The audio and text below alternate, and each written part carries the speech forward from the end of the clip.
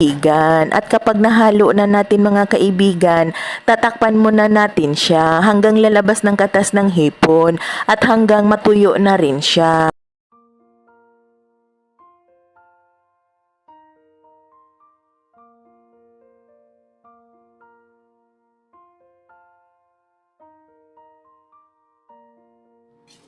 At ito na nga mga kaibigan, ang ating hipon, malapit na siyang matuyo.